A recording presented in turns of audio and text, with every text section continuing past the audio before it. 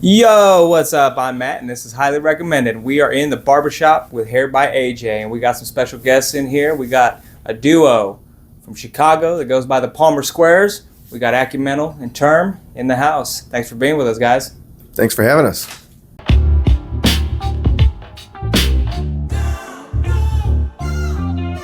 Thanks for the haircuts. Absolutely, honor and pleasure. Thanks for coming in and allowing me to. Good. Thank you. All right, so I want to talk about the history, but we're going to talk about a whole bunch of stuff. But first of all, I want to know how you guys met. How did you guys first link up and become friends? We go back to elementary school sleepover days. Term has a brother who's my age, and we were in like the same home-based classroom in second, third grade, something like that. So we had a sleepover, and it was turned into probably several hangouts and sleepovers, and we just had more in common. I feel like we were like into skateboarding and wrestling. Yep. So we ended up being like closer friends than his brother and I. Still pals, but I don't know. We just we hit it off. Matt did his D'Lo Brown impersonation, and sparks flew. And that was it. Done deal. Done deal. That's awesome. Can you tell us the meaning behind the name Palmer Squares? Palmer Square Park in Chicago. It's when we moved out of our, we grew up just outside the city of Chicago in the suburbs, like 40 minutes away. And then we both transferred to go to college. We lived like a block off of an area called Palmer Square Park in Logan Square. And we were already like making terrible rap music at the time. And we were calling ourselves Illiteracy. Yeah. Illinois, illiterate. I don't know. It kind of stinks. And there was also, we're so ill. Illiteracy is ill. There's another group that went by that like had a website and a merch store. So we were in the mix for another name, and I would walk through the park every day to go to work and walk to the train. And then I don't know. I just saw the sign every day, and I don't know. Squares. It like allowed us to stay ourselves, and we've never been like, Mr. Too Cool for the Room. So we're like, oh, what if we just like rep the neighborhood? That's a hip hop thing. We'll rep the block, Sure. But also play into us being kind of like your Uncool. Yeah, we're dorks. Yeah. Well, I was looking at your Spotify bio too, and it said one of the things you guys had in there was that you guys started making raps and stuff as a joke. But at some point, you had to realize that you could be a little bit like, this could actually be a thing. So what was the point where you guys actually realized, hey, we could actually take this somewhere? Still kind of feels like a joke. Yeah, I always say we uploaded some stuff to YouTube many years ago, many moons ago. There was this like YouTube like hip hop cipher scene that we kind of got through the window, and I feel like it was just uploading stuff to YouTube and not getting a bunch of commentary telling us we suck and to kill ourselves.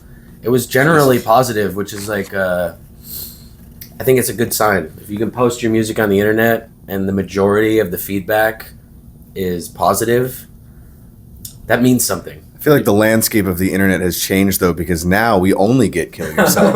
We get a lot of trash can. A lot of hate, a lot of kill Trolls yourselves, but we're still at it.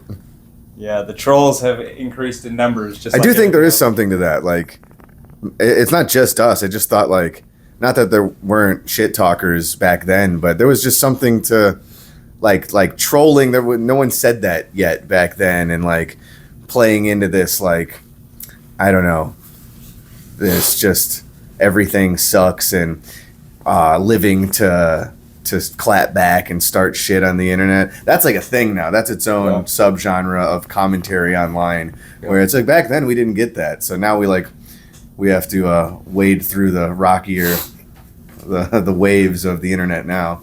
But that it doesn't matter. I'm glad we got to we're at a point where that doesn't really bother us. At a certain point, it was so positive then when one would slip through the cracks and be like, you guys actually suck. I'd be like, what? You didn't see everybody else that said we rule? Now it's like, it doesn't matter. Suck or rule, we're still doing it. Do you guys pay attention to that stuff, or do you don't even? Sadly, try not I to do. watch the bullshit. I've always sort of been the social media manager more so, And there's been periods where I won't look at it, and I'm like, I would say right now I'm in a period where I look at it a lot. I like keep, and I see. I'm also OCD, and I can't have the little number 8 of like unread notifications. So even if I don't read them, I like have to click that and get that. It just bugs me. So I'll see a lot of stuff, and we do a podcast every week where sometimes, especially if people are talking shit, it's fun to like bring some of that to our show and I don't know, dogpile on ourselves. But yeah, even if it's negative, I don't let it bother me. I do see more comments or read more than I probably should at this point. It's not you don't healthy. want to respond to them. I feel like it's a bad look. But yeah, it's like there's not much you can do about it. I feel like we do a good job of taking it in stride, and he'll bring me, he'll like bring to the show a comment telling me like how much I suck, and we'll like laugh at how creative it is or How accurate it is. how accurate it may be. Okay. Well, as long as you can have a good laugh about it, I mean, instead of letting it get you down. Yeah, Nobody's gonna hate me more than I hate myself. exactly. So these guys can all learn a Me thing or too. two. So yeah, I can see that. You got to roll with the punches. Now, you guys have like a very entertaining show. You take that, like the comedy element, and you guys were kind of talking about that, and you make you've got like jokes and things that you guys are doing on stage. But one of the things that happened last night, which is probably a first and probably a last that I wanted to talk about, I witnessed last night. Somebody brought ashes of a deceased brother, right? I think that was the situation. Junebug. He gave you the ashes, and why don't you tell me a little bit more about what happened with that? You got him. Yeah, a guy just presented me with a little like it's like a little ring box. I thought he was gonna propose. to his Actually, yeah. So girlfriend. when you told me, you're like, we got a crazy request from a fan, and then he shows me the box. I was like, oh, is a fan trying to propose to their lady At tonight? mini bar. And then he opens it, and it's like a piece of foil. It's like a candy wrapper. It's like a wrapper, wasn't it? With ashes in it. So yeah, he basically was saying that his deceased brother, like what he would have wanted, he was a big fan of ours, and like, okay, you Well, I was also just like, there's a very small sampling of his ashes. His ashes are in an urn somewhere. But he's like, I brought a small sample of my brother, and he would have loved it if you would like blow it out from the stage or spread it like during a show, just for his ashes, a small bit of his ashes to be spread at a Palmer Square show. Definitely a first, likely a last. And then the guy who gave it to me said, you can blow it in my face. Because I said, I feel weird about blowing someone's ashes all over a bunch of unsuspecting He usually doesn't I was feel weird wondering about about blowing that. someone, but this was a unique Found it. circumstance.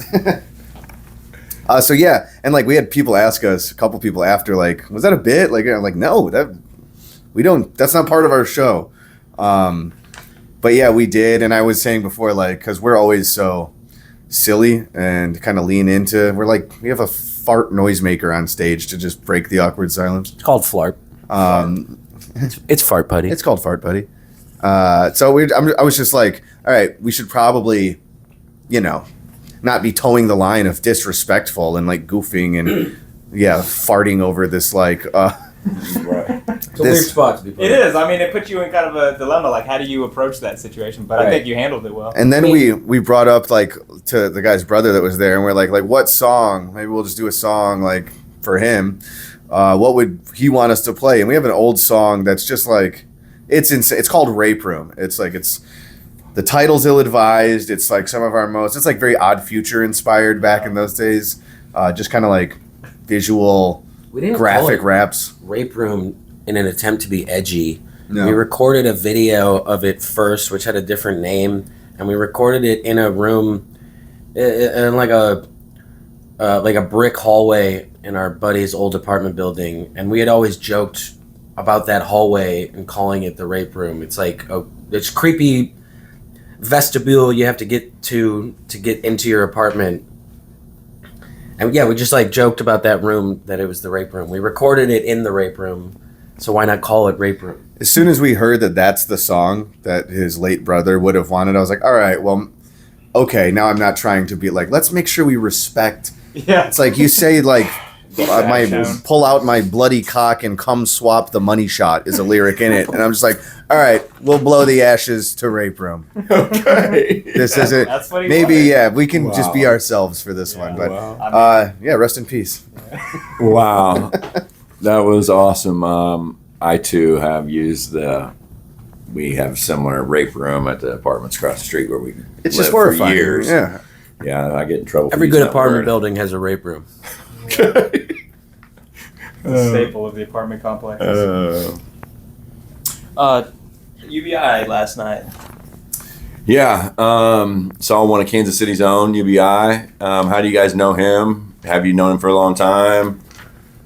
Yeah. So we were familiar, but like not super familiar with Cess Crew before we'd really met Yubi, and our engineer, the guy who mixes our music, had done a show, I think, with like he knew about them more so than we did, and kind of had told us over the years, way back in the day, like you're similar, you know, just lyrical rap duo. You guys would pair with those guys. You should do shows and whatever. We just weren't super familiar, and we did a show in Minneapolis one year where we were both on the bill, but we were so green and like kind of didn't even pay attention. Someone had to remind us later that we were on that show together. Right. Never like You dapped just up and reminded met. But yeah, eventually in 2018, UB invited us to open for him on a tour. I guess we probably played like a show or two We did with a him couple and in Florida. right. Yeah, we met on these Florida shows, and then after that, we sort of like swapped numbers, and then he needed a support act for a tour, and we were that. So it was our second tour ever, really, like being on the road for an extended period. And yeah, we learned a lot. He's also just like our engineer was right. Like we do sort of I have a similar vibe, and I honestly think like he's one of the best rappers I've ever seen live. Like he's an incredible rhyme writer and performer, and just like learned a lot from him both on stage and off, watching him like self-manage a tour and keeping his books and things we were never good at, like, you know, collecting settlement sheets and being able to like, I don't know, the business end that so many artists like ourselves just completely ignore. And if you don't know how to do that, you're never gonna like succeed on that other level. So yeah, he taught us a lot, and including like how we run our show now. We run our backline through like a beat pad where you can program anything into like a drum machine, and not just making beats and samples and stuff, but we have our instrumentals with other like samples to play to. We weren't doing that at the time. We would always like need to find a DJ and then give a DJ our flash drive with our finite amount of songs, like this specific set list. You have a lot more control when you have like everything in this machine, and you can, you know, someone can yell out a song name you didn't plan to play and click a button, and now like, all right, now we're taking requests. It's a lot more like flexible and comfortable the way he showed us how to do it. So we still do it now. That's how we like kind of ripped him off for how we do our stage that's good. It was neat to see him there last night, and saw him back on the sound board a little bit. Yeah, I mean, he's just a Kansas City legend too, where like I showed up at the venue like going to put his name on the guest list, and then I realized they're all friends. Like everybody in the city knows him. Like he's going to be here anyways. He basically half works here and everywhere else in the city. Like he's got a free pass everywhere. He's a great dude too. Just a nice job. I was glad we remembered to reach out. I was like, we're going to be in Kansas City next week. Like we should do our songs together. And That's awesome. yeah, it wasn't even didn't second guess it for a second. He's like, I'll be there. It was awesome. Yeah, so you're talking about him as being like one of your influences, or I guess, you know, an inspiration, somebody you've learned from. Who else, and this could be people you know or just people that you listen to, but who are some of your influences musically? While you're finishing your barbecue, I will say our first tour, because that UB one was like our second road run. The first one, which was like a huge honor, Wax brought us on the road to open for him on a tour in 2016, and it's like, even in all those years prior where we weren't familiar with UB and Cess Crew, we were like Wax stans. I don't know, every time he'd drop on YouTube, he was a huge lyrical inspiration, like before we were the Palmer Squares. So for sure. It's the reason we ever posted us rapping on YouTube. Wax spits fury, where he still has like hair. He's got the faux hawk. Yeah. That video, I remember when we watched that, we were like fucking 19 or something, and we were like, that's what I want to do. I want to be like that. He was lyrically impressive, but it was also just that he was like one take, rapping to the camera. and he crossed this threshold we weren't at yet of just like not being afraid to upload these videos on YouTube and put himself out there. And it's like we hadn't done that, and we're like we thought this guy was doper than like shit you hear on the radio. Like this is the rap we like, and we want to write stuff similar lyrically and patterned like his. But it was just like that shit or get off the pot, like what's holding us back from also uploading, like I don't know, seeing other people that were just not super self-conscious like I guess we were and still probably are. Yeah, he helped get us mentally over the hump of like, fuck it, for better or worse, for troll hater comments or great feedback, let's just put ourselves out there and give ourselves a chance to like be seen and get the feedback. And now like we're still doing it and we're on tour, you know. Hell yeah. I love Wax too, so I got the Wax shirt on Yeah, right he's like now, we're yeah. day one fans of his. I feel like we were very early on the this guy's good, pay attention to Wax. I just got to I mean, we're see him texting him right for now. the It's no first big deal. time, right? He was here with Little Stranger and those guys, and got to meet him and hang out. And good dude as well. Yeah, just an all-around good guy. Term, anybody you got a name drop or? I mean, Dad? other than like people we ever knew, MF Doom was a big inspiration. Quell is a rapper from Chicago who was with a collective called Typical Cats. Typical Cats was a huge influence on us. Our first name before illiteracy was The Ordinary Dogs, which is an homage to Typical Cats. And Talib Kweli, Chicago dude Saba. That's a good sampling of my inspirations. Hell yeah. What are you guys listening to right now?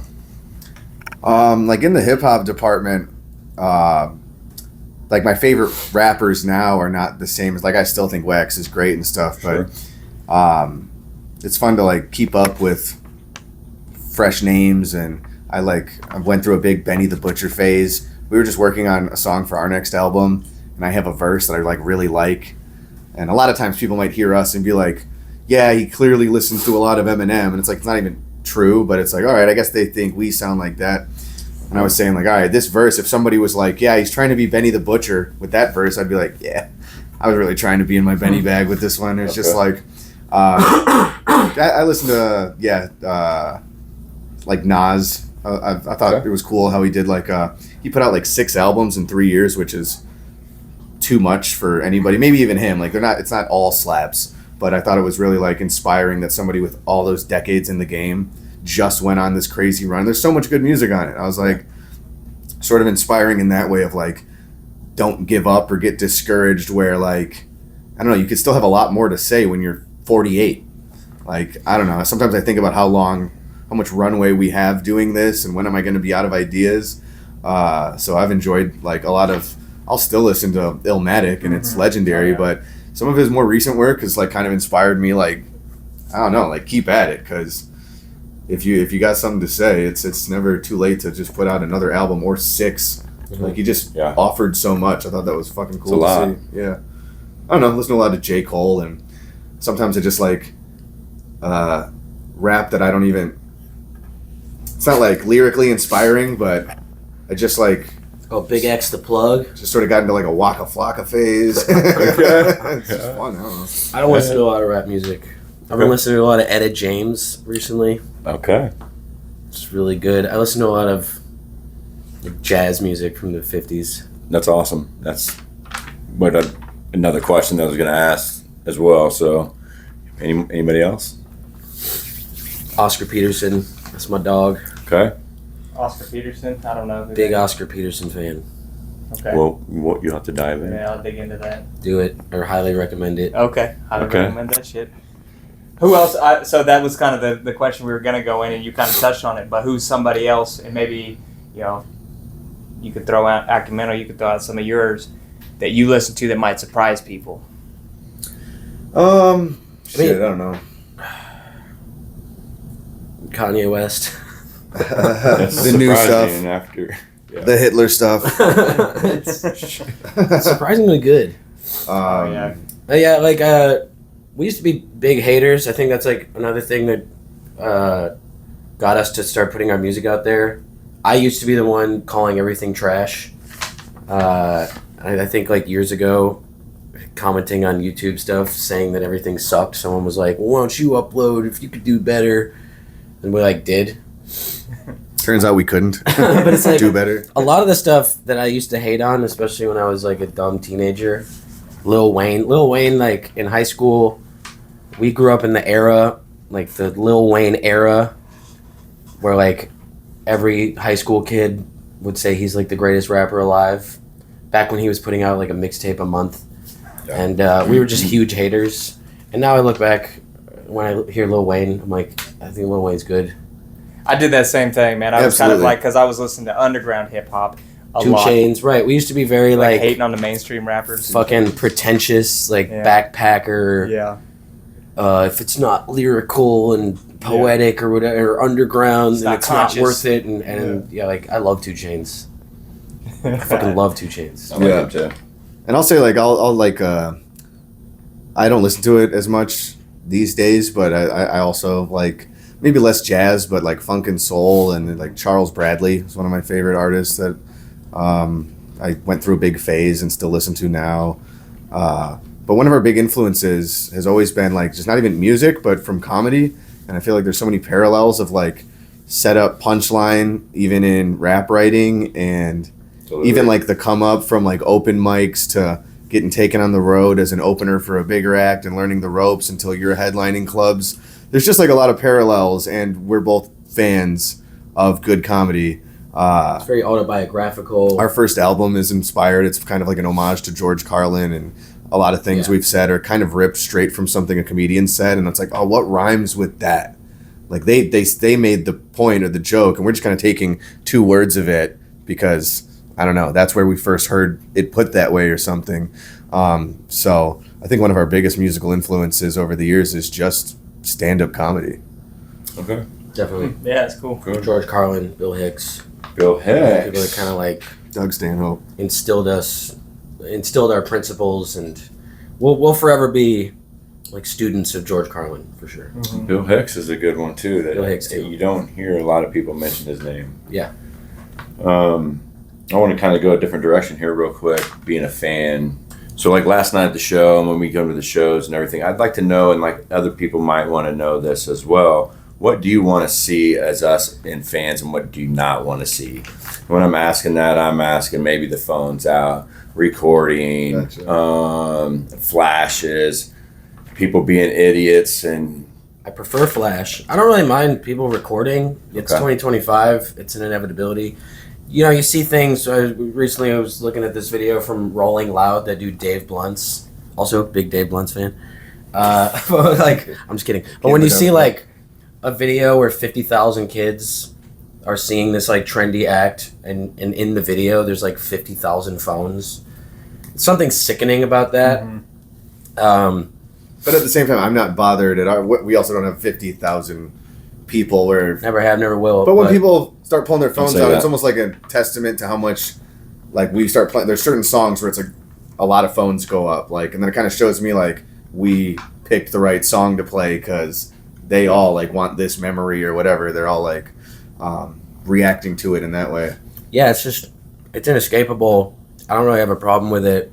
If people want to like capture the moment or have something to remember, that's fine. There was a guy at a show on this tour last week where he like never stopped filming, and he even had his phone plugged into a portable battery the whole time so it didn't die. And it's like, you know, you could probably put it down for a few songs. Like, I guess you're going to upload this whole 2-hour set on YouTube for nobody to ever watch. Like, you could also just like grab a couple clips of your favorite songs, and I think there is a balance. Like, I'd like to see you not have it in your hand the whole show. I personally try, if I'm ever, I don't know, I'm very self-conscious about it, and as critical as I am, if I'm at a concert, I may only ever like record 30 seconds to send a close friend of mine to tell them like, hey, I'm seeing this person. I feel like a lot of people now at concerts are videotaping just to post it to their social medias to say like, I was there. Yes. Yeah. Of all the concerts I've been to and the videos I've taken, I almost would never watch anything back Right.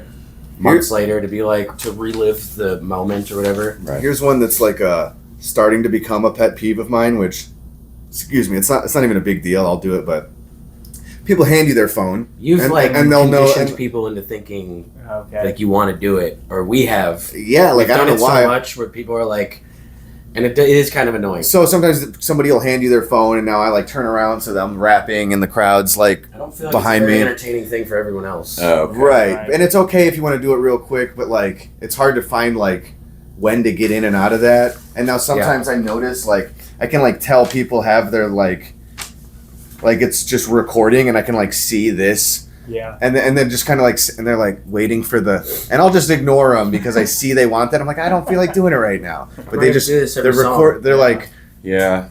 Once a show, I feel is max, and then when you do that, and some other guy wants. and then to, people are like, oh, I want that clip. And then now everybody starts like, well, it's like, I need to not only focus on performing, but like, yeah, not just completely distract myself from connecting with the crowd or whatever, because you need your clip with my face closer in the video. And I've had people hand me the phone, and I'm like, all right, let's go. And then I do this whole performance with their phone, and then I look, and it's not recording. Yeah. They just handed it to me, and it's like, I'm not rolling camera on this. Why? And then they like start rolling and hand it back, and I'm like, no, Yeah. you blew your chance. Yeah. But it's like, if you're going to film, maybe just keep it in your hand. Yeah. I don't totally mind the phone.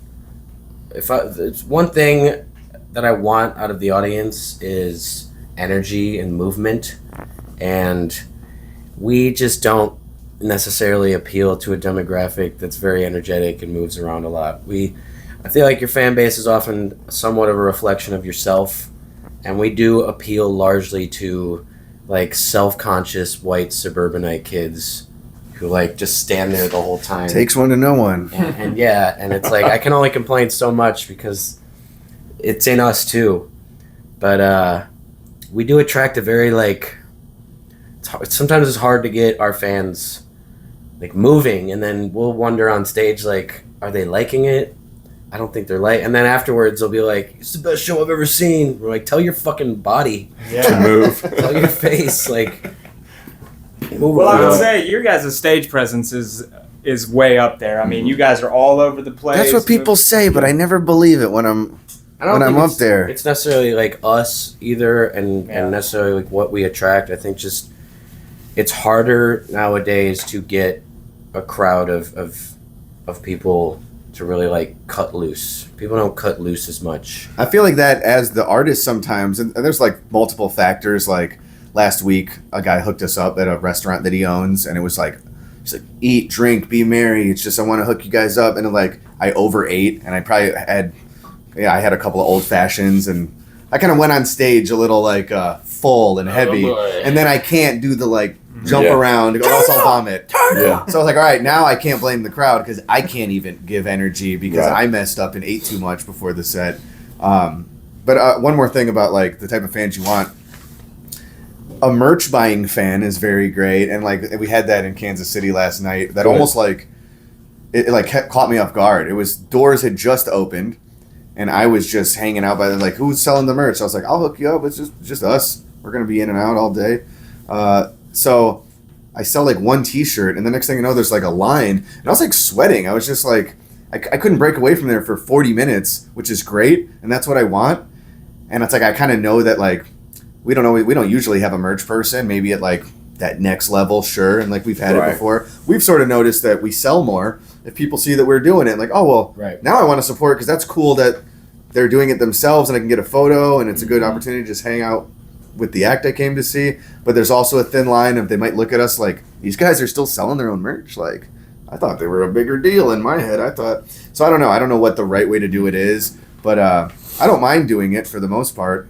You can save money and I'm just surprised. I was surprised, like, before our opener went on, we had made like $500. Like, it was so Good. early in the night, and I was like, Good. Kansas That's good to City hear. is like that was awesome to see. So, like, a lot of times, I'd say maybe most times we make more at the merch table than on the show based on the deal. Sometimes we get a great deal and make a lot of money on a show, and then sometimes on a tour, it's all about the merch. It's like we're making money on the show, but we'll like triple that or more at the merch table if people will support and buy a record and a CD or a T-shirt and whatever. So I don't always like expect it, but when we get those crowds like we had in Kansas City last night, that like we're just walking with so much extra money. I just didn't expect it. So That's that good. made me look at the crowd like, Proud of Kansas those City. are good fans. Good. That's good to hear too. Yeah. Let's change directions again. I want to get some of these other random questions that I had because these are just Sure. these are sort of off the wall for us here. But yeah, what's something that's on your bucket list that you guys want to do soon? Like as an act. You know what? I leave that open to you, whether that's as music or in your personal lives. Open for Dave Blunts. Okay. I don't know who this Dave Blunts is, but I'm going to check him out. He rules. He's famous for being a big fat slob. That's why people like him. It's not the music. It's like, look at how ginormous this guy is. Isn't that interesting? Okay. It's Dave Blunts. okay. Shout out Dave Blunts. Bit of a circus act. He's what you call a flash in the pan. Okay. And he'll eat whatever's coming out of the pan, by the way. No, I don't know. Bucket list.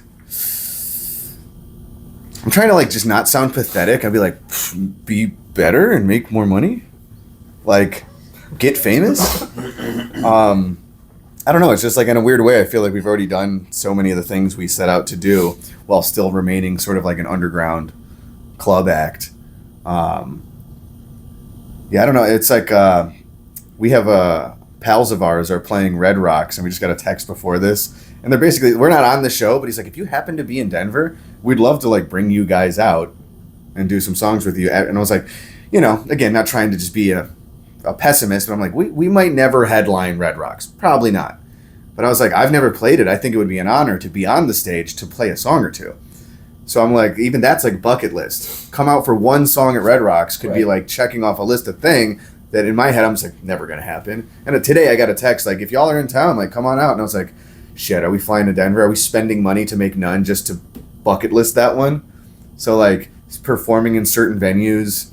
Yeah, touring with like a national, doesn't have to be like an arena act, but touring on a circuit where we're not playing dive bars. Working with certain people, like our next album is in production right now, and we've already got a couple of features on it. And we were trying to like raise the bar, and God bless. Thank you. We didn't want to be like afraid to reach out to certain names, even if it's too expensive or they're not interested or gets ghosted, whatever. I'm just like, let's see. And we actually have like a name or two on our next album where that was bucket list. Like, I'm not trying to spoil it, but we have somebody on our next album that's one of our favorite rappers, like as long as we've been doing it. And it was cool that somebody like that saw us and was like, yeah, you guys are dope. Like, I'll do it. And I was like, really? I expected it to be just like, no, you're not good enough. I'm the best. And I don't know, shit like that. So we're sort of like shooting those shots a little more, and they're not all landing, but there's just some people that I would really love to work with. And obviously I'm not going to, get Jay-Z on my album or something, but that's not my favorite rapper anyways. Right. So there's certain folks where there's this like middle area of like, maybe it's totally feasible. So just not being afraid to ask and make more music with people we would like to work with, Man, I'm big in self-manifestation, and you guys got to start saying that you're gonna be here, you're gonna be there, because we do the you're opposite. gone. You should hear us on the drives between We shows. could never do any of this We're shit. miserable. And you just said shoot the shot, and what did we say 30, 40 minutes ago? Yeah. You miss every shot you don't take. Right. Yeah, we tend to be, I guess I never I don't know how much I believe in the if you say it, it'll come true or something. But at the same time, if we spend most of our time being like, man, fucking bullshit, and this sucks, and we're never going to be shit, it's like, well, then what do you expect? Yeah. But I'm also not the one to be out here just vision boarding with magazine cutouts of rapper faces. I'm not that into it either. But yeah, I agree. We need to turn a corner a little bit and not be so afraid. Yesterday, we were just typing out a message to shoot a shot at somebody who we want to get on our album, and just like does this sound good? Like, how should we phrase it? And we were saying instead of let me know if you'd be interested, we're basically no, don't even phrase it like that. Be like, we got a song for you. I'm gonna send it, or how about not even that? Let's just upload it and send the song and be like, hey, we hear you on this one. The end. Like, we got one for you. Check it out. Don't even say, like, hey, if you have the time and if you're available, and if not, we understand. Sometimes you want to phrase shit like that. And it's like, no, just say it like it's already going to happen. And maybe it will. You guys brought up the new album coming out. Is there anything you want to say about that? Any timeline or anything? Because we know you're busy right now. There's more to do with it. Like, we already have a good collection of drafts. Like, we could just call it and have it be these songs, and that's an album. But we have a handful of other beats and song ideas we want to work with, and before we release it, we want to get ahead of like all of that business level, the marketing, album cover, the music videos. Like, we haven't gotten to that yet, and we need to like can some of that before we just start rolling out songs. So it'll probably be next year, 2026. And I've said before that this is like, I'm not looking at this as our last album. Just like I said, Nas, there's just longevity of, I'm not trying to like give up, but we also have been at it 15 years, and you start thinking about like, is this what I'm going to do for a living? Like when I'm in my 40s and 50s too? And whether it is or not, I've been approaching this album like what I tell myself. It's like, if this were our last album, like I want it to be, we shot every shot. We swung for the fence. We weren't afraid to ask the people we wanted to be on these songs to be on it, whether they ended up on or not. So it's like, I'll say the same thing for the next album that we'll probably inevitably make too. I'm not even saying this is our last album, but the way I'm approaching this, I don't know. I listen to some of our old stuff and be like, yeah, like I was comfortable with that take. Like, I do the song live now and I say it's so much better, but listen to the album and be like, could have done better. So I don't know. I'm going for perfectionism on every little detail. And I don't like my inflection on that. I'm redoing the take. Like, maybe it makes the album come out later and takes more time, but I want this next one, like, if we both got hit by a bus the day after it came out, it's like, all right, well, they went out with their best work. So I want that to be the mentality of everything we make beyond it. But even if there was nothing beyond it, it's like, I want undoubtedly our next album to be our best album. Sure. Yeah. We're just trying to get a little sneak peek to the fans that are going to see this on when they. I mean, I will say that the album. It's produced by Dro, who's one of our original day one producers, and we had an album, an EP. It was only like 7 songs. It's called Square Tactics. It came out in 2012, so that was like 13 years ago. All these years later, we're working on Square Tactics 2, which is produced by the same guy, and so it's like a really late follow-up to one of our first projects. Okay. So that's what it's going to be. Yeah. Hell yeah. All right, a couple more questions for you guys, and then I know you guys got to get out of here soon. So I like to ask this one. What's a phobia? What's something in life that scares you? Either a phobia or something you're afraid of. This sounds cliche, but like, man, it shouldn't be, because we've accomplished a lot, but it's like failure. You look at Dave Blunt's and the 50,000 phones, and it's like, we couldn't have gotten a bigger crowd, and I don't know, like, you just look at some people who you feel like they're not even that tight. I guess it's subjective, but yeah, just like being broke and not having this go where we think it deserves to end up. And there's so much middle ground from where we're at to like the biggest names and stages. Like, I don't need to be the biggest artist, but it's like there's a lot of middle ground, and I feel like there's a few notches that it's up to us, but we could get there. And it's just like, it would be a real shame if we don't make the right decisions or shoot ourselves in the foot with negativity or whatever to not do that. So that's a fear that, like, I don't know. I want people to hear our next album, and if it flops, that scares me, because I'm putting everything into it. I want it to be great. So Have you ever failed at anything you gave 100% at? good point. That's the way to look at it. Yes. Yes, everything. We fucking failed at everything. Edit that. There we go. What about you, Term? What about you? I don't know. I'm trying to think of something more like, like spiders or needles or Well, something. that's gay. What are you really afraid of? Spiders and needles. Yeah. Phobias. Well, if you don't have one, we can move on. I got another question for you, though. So, if you were in a situation where you had to evacuate and you had to grab 3 things, what are the 3 things that you're grabbing when you run out the door? Like fingerboard. Mine's over there, but I don't leave home Fingerboard. without it. Yeah. Top. Like my house is on Oh, fire. thank you very much. Yeah, and you gotta go. What are you grabbing? My money. So nothing. So he's like, go empty-handed. My dog Archie. That's a good answer. He's not burning up in the house fire. I'm taking the dog. Taking the dog, dumbass. We're doing My Legally copy Blonde. of Legally Blonde. My guitar. My Fingerboard, laptop, dog. Done deal. Yeah. I need all of my notes and ideas and all of that stuff I work on my computer. Gotta have that. That's like, yeah, I picture like if I had a house fire or something, like you can only grab 3 things. Like, well, I don't want to lose my work or like my loved ones and my pet. And then I don't even like have any money. I'm not worried about that. This is my favorite t-shirt. I really like this band t-shirt I got 10 years ago that I can't give to Goodwill even though it doesn't fit me anymore. I need my t-shirts. Yeah, I don't know. We have a song, Never Had Nothing. It's like, I never had nothing, ain't got nothing now. It's like, I don't know. If all my shit burned up, what did I really lose? It's nothing I couldn't get again. Well, think on that one, because when we do a follow-up interview, I want to see if it's the same shit, and if you have more money to take with you next time the album blows up. My and you money's guys, not going to be like, take it with in my sock drawer. It's Mine like, is- I got to run to the... I keep all Chase? my money in my dresser.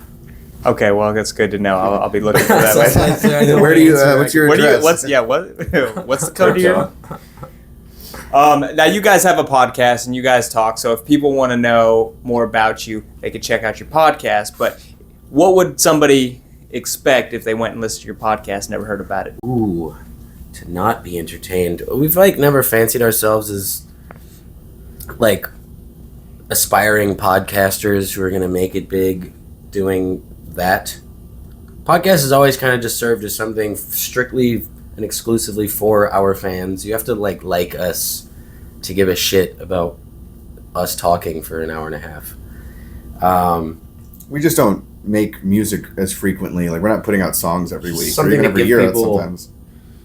You know, It's a way to connect with the fans beyond the music, where it's like, hey, you can hear from us, but it's taking us a while to make the album. So in the meantime, we can goof around. You can send us voicemails. We'll play them and shit all over you when you call in our very, show. very immature and sophomoric Yeah. gigglings and ramblings. It's funny though, and you guys do take it in a lot of different directions from what I've listened to anyway. So, you know, I like that sense of humor. So, Yeah, It it's caught like my ear. that's that like every week we stop and we're just like, did that suck? Like, Right. because we're just spitballing. But when we catch heat, like, it's worth it. I'll chop through the weeds of being unfunny for 3 weeks if like it brings us back to like one of those great episodes, which we definitely have. Like, and that's not just like fan service. There's somewhere I'm like, dude, we killed that. That was didn't plan it. Found ourselves in some territory where like, jump on this. This is the bit now. It just flows. So yeah, and either way, it's like I listen to a lot of podcasts where even if it's not their best week or whatever, like I'll listen next week to whatever. Something we try to remind ourselves. It's like, yeah, everybody's got something that they're into in that realm, and yeah, it doesn't always have to be amazing to you. If you're a fan of the host or whatever, you'll tolerate, you know, an episode that wasn't as entertaining as last week or something, and we always got to try and remind ourselves, like, the people who like us and who listen are not going to like turn it off the second we're not being hysterical or extremely interesting. Even right now, we've taken 2 weeks off because we've been busy on the road doing this tour, and we have all the podcast stuff in the van. It's just we haven't found the time to do it, and like we're dealing with road bullshit where he was sick last week, and then now I have a cold and I'm all nasally, and it's just sometimes you just want to like, all right, I'm gonna rest more than like force myself. But I bet our fans would rather have a shitty show this week where we weren't funny than have another week off. Like, I don't know if we're going to do it next week because we're still busy. So it started as like, we got to take a week off, and now it's turning into 2 or 3 weeks off. I'm sure our listeners don't love that. They're like, they would take a mediocre offering over us just not doing the show. But right now we have real shows to do. We're on tour performing and getting sick. And then at a certain point, it's like, there's just no time. And when we do have time, we're tired, so we're shutting our eyes at the hotel for 20 minutes before we have to leave again for sound check. So, no pod. Yeah, hopefully people recognize that's the situation when you're on the road and they're not going to beat you up over it. But also, the podcast doesn't bring in 1 cent of money, so it's like whatever. Like, yeah, don't prioritize. We're doing it for that, fun, and we will get back to it. But in the meantime, we're out here making a few bucks, and on our off days, we were working on our album. So it's like they'll thank us in the end for prioritizing the shit that's more important than that this week. Yeah, the name of your podcast is the TPS Report. So TPS Sports Podcast. People can find that like on Spotify or YouTube, or where would they find that? 8 years running. No YouTube, but it's on Spotify, Apple Podcasts, all those other Deezers and whatever. We have stuff. a patreon.com/Palmer Squares, where we have our like full length video uploads there, and a bunch of other stuff. So podcast or no podcast, that's also one of the best ways to support us if you're a Uber fan. Yeah, so I think that's a good way. Besides, for people that are either just getting started with you or hadn't heard of you yet, I think listen to the music first, and then if they want to get to know you guys and get to know what your personality is like, the TPS Reports is the way to do it. Yeah, and then if that's too much personality, just go back to the music. Yeah, we've definitely lost a couple people just by showing them our personality. Yeah, 100%. But you probably gained some in the same token, so I don't Maybe.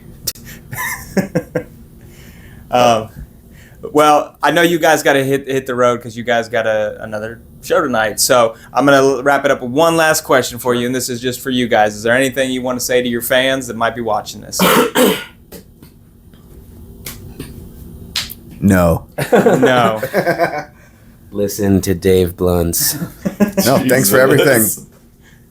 Yeah, we have hundreds of songs. We have hundreds of podcasts at this point. We started in like 2017. It's kind of wild. We're still doing the show. I don't know. Once you start something, you never picture like when to pull the ripcord. Like I didn't know if when we started uploading these rap songs on YouTube that we'd still be making albums and going on national tours. We now thought we would have like mansions by now. Oh yeah, for sure. Thanks. We thought our time was just around the corner. Diddy parties. Yeah. But no, podcast, music, Palmer Squares on everything. Just keep an eye out, and if we're on the road or in a city near you, come on out. Watch us flarp on stage and buy a t-shirt. Hell yeah, and it was a great time at the show last night. We thoroughly enjoyed ourselves. I think it was our best Kansas City show ever last night, and so hopefully the next one tops Even that. more, and we'll be there. And you'll be having VIP next year for the fans asking in Kansas City? Whether we do or not, you guys get guest list. Haircuts and barbecue get you Hundo P. VIP treatment forever. Hundo VIP. Yes, VVVVVP. All right, well, I appreciate you guys coming through. This was a lot of fun. We had fun seeing you last night. Hell yeah. Appreciate the opportunity Thanks to for cut the coming hair and out. interview for you guys. Of course. All right, this was Palmer Squares on Highly Recommended with AJ, Hair by AJ. Peace. Thank you, AJ. Thank you, guys. Peace.